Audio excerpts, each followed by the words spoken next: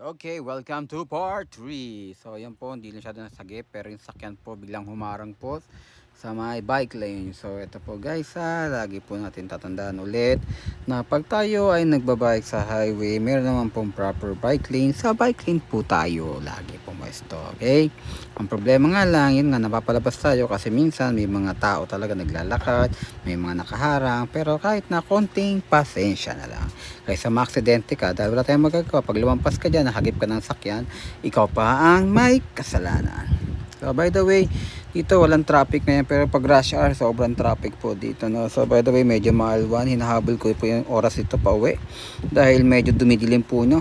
Hinahabol ko. So yung shout out po sa nakaparada sa bike lane, no? Sa highway pa mismo. So madakilang kamote po yung mga yan. So ayan po, tinatahak po natin, papunta tayo ng ano to, Paimus.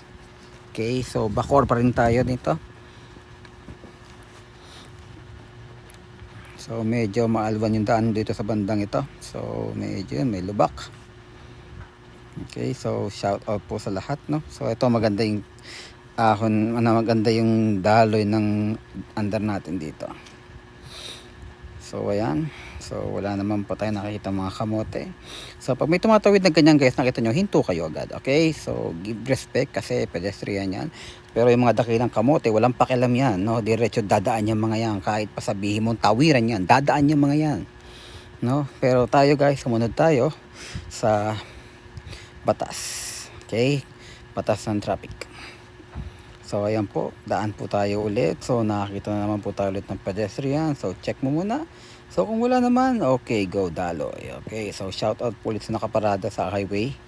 Hello po sa inyo dakilang mga kamote. So ayan po. So lubak. Ito yung kalog tayo niyan.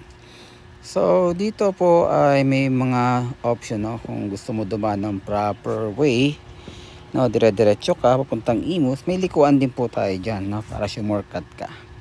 So dito po 'yun sa malapit-lapit na tayo. No, so ito yung parang factory to no, pagka factory tas mayroon diyang yung mga bentahan ng mga mga piyesa ba ito ng mga sasakyan, no. So liliko ka doon, no. So shortcut din po 'yun papunta na po sa Imus Plaza. Pero syempre ako ididiretso, so antabay po tayo ulit sa mga masumpong natin mga dakilang kamote sa susunod po natin na video. Peace out, brother.